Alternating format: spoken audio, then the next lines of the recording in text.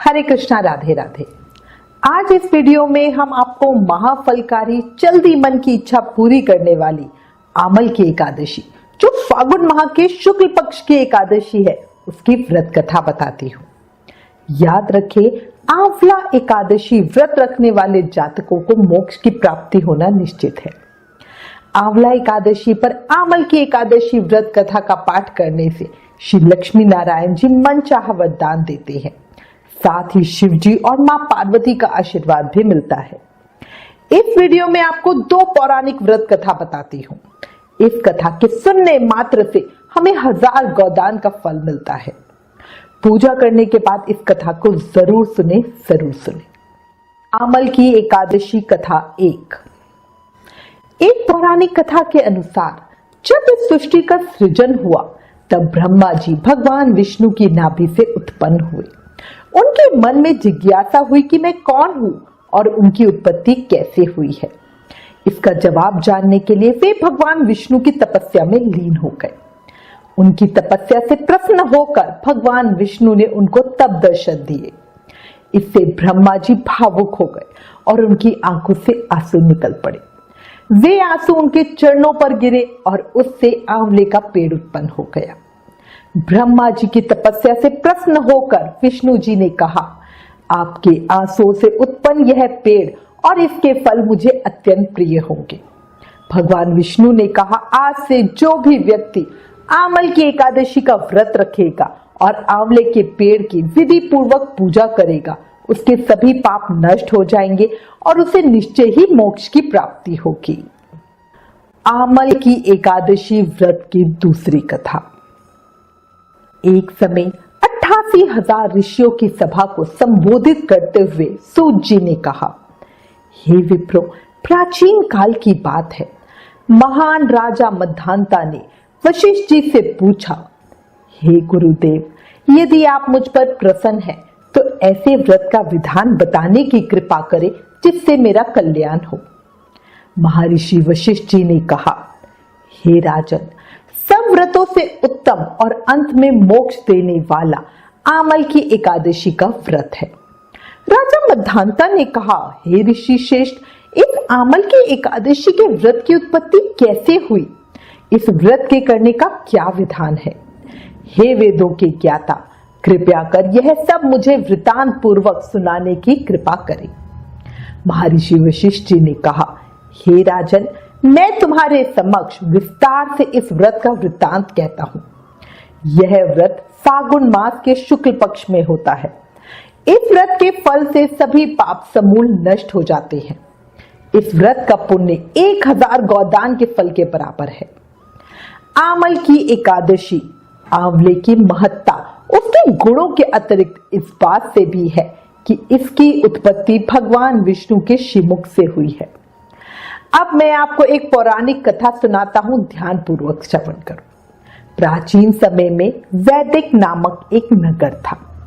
उस नगर में ब्राह्मण, वैश्य, क्षत्रिय, शूद्र चारों वर्णों के लोग प्रसन्नता पूर्वक रहते थे। नगर में सदैव वेद ध्वनि गूंजा करती थी। उस नगरी में कोई भी पापी, दुराचारी, नास्तिक आदि नहीं था। उस नगर में चैत्ररथ नामक चंद्रवंशी राजा राज्य करते थे। वह उच्च कोटि के विद्वान तथा धार्मिक प्रवृत्ति के व्यक्ति थे। उनके राज्य में कोई भी गरीब नहीं था और न ही कंजूस था। उस राज्य के सभी लोग विष्णु भक्त थे। वहां के छोटे बड़े सभी निवासी प्रत्येक एकादशी का उपवास करते थे। एक बार फागुन माह के शुक्ल पक्ष की आमल नामक एकादशी आई। उस दिन राजा और प्रत्येक प्रजाजन, वृद्ध से बालक तक ने आनंद पूर्वक उस एकादशी को उपवास किया। राजा अपनी प्रजा के साथ मंदिर में आकर कलश स्थापित करके तथा धूप, दीप, नैवेद्य, पंचरत्न, छत्र आदि से धात्री यानी आंवले के वृक्ष का पूजन करने लगा। वे सब धात्री यानी आंवले की इस प्रकार स्तुति करने लगे, हे धात्री, आप ब्रह्म स्वरूपा है। आप ब्रह्मा जी द्वारा उत्पन्न हो और सभी पापों को नष्ट करने वाली है। आपको नमस्कार है। आप मेरा अर्घ स्वीकार करो। आप श्री रामचंद्र जी के द्वारा सम्मानित है।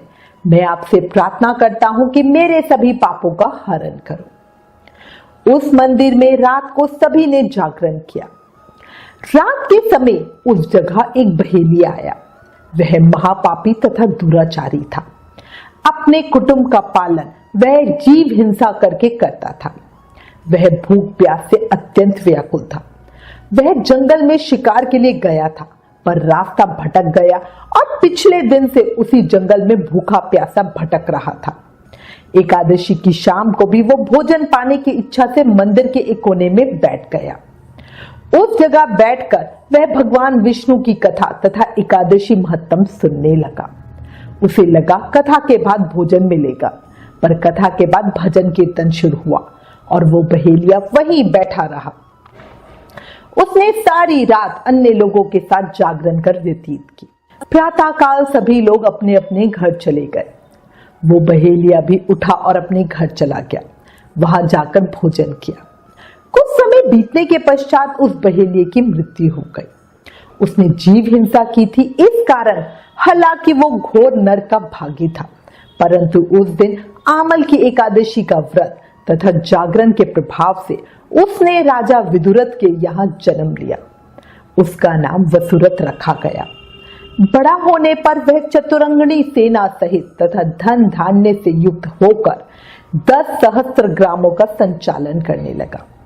वह तेज में सूर्य के समान, क्रांति में चंद्रमा के समान, वीरता में भगवान विष्णु के समान तथा क्षमा में पृथ्वी के समान था। वह अत्यंत धार्मिक, सत्यवादी, कर्मवीर और विष्णु भक्त था। वह प्रजा का समान भाव से पालन करता था। दान देना उसका नृत्य का कर्म था। एक बार राजा वसुरथ शिकार खेलने के लिए गया। दैव योग से वन में वह रास्ता भटक गया और दिशा का ज्ञान ना होने के कारण उसी वन में एक वृक्ष के नीचे सो गया। कुछ समय पश्चात पहाड़ी डाकू वहां आए और राजा को अकेला देखकर मारो मारो चिल्लाते हुए राजा वसुरथ की ओर दौड़े।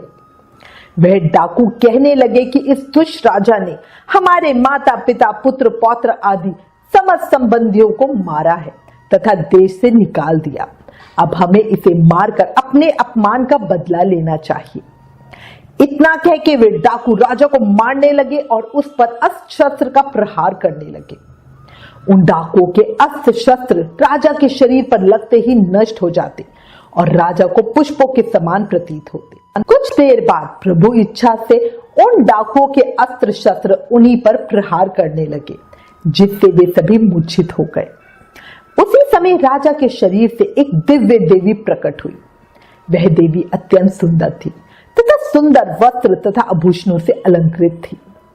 उसकी भ्रुकुटी टेढ़ी थी। उसकी आंखों से क्रोध की भीषण लपटें निकल रही थी। उस समय वह काल के समान प्रतीत हो रही थी। उसने देखते ही देखते उन सभी डाकुओं का समूल नष्ट कर दिया। नींद से जागने पर राजा ने वहां अनेक डाकुओं को मृत देखा। वह सोचने लगा, किसने इन्हें मारा? इस वन में कौन मेरा हितैषी रहता है? राजा वसुरथ ऐसा विचार कर ही रहा था, तभी आकाशवाणी हुई, हे राजन, इस संसार में भगवान विष्णु के अतिरिक्त तेरी रक्षा कौन कर सकता है?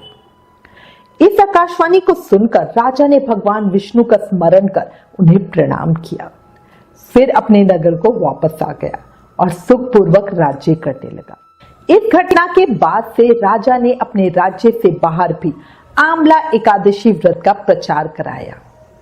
महर्षि वशिष्ठ जी कहने लगे, हे राजन, यह सब आमल की एकादशी के व्रत का प्रभाव था। जो मनुष्य एक भी आमल की एकादशी का व्रत करता है, वह प्रत्येक कार्य में सफल होता है और अंत में वैकुंठ धाम को पाता है। एकादशी व्रत कथा महत्तम समाप्तम। कथा सार। देखो, कथा सार में इस एकादशी व्रत कथा के महत्तम से हमें ये पता चलता है कि भगवान श्री हरि की शक्ति हमारे सभी कष्टों को हरती है। यह मनुष्य की ही नहीं, अपितु देवताओं की रक्षा करने में भी पूर्णतः सामर्थ्य है। इसी शक्ति के बल से भगवान विष्णु ने मधु कैटप नाम के राक्षसों का संहार किया था। इसी शक्ति से उत्पन्ना एकादशी बनकर मुर नामक असुर का वध करके देवताओं के कष्टों को हरकर उन्हें सुखी किया था। जो भी भक्त श्रद्धा पूर्वक इस दिन भगवान श्री हरि विष्णु की पूजा अर्चना करता है उसे मोक्ष की प्राप्ति होती है और शत्रुओं के भय से मुक्ति भी मिलती है। धन संपत्ति पद प्रतिष्ठा की भी प्राप्ति होती है। ओम नमो नारायणाय नमः। बोले लक्ष्मी नारायण भगवान की जय। एकादशी माता की जय।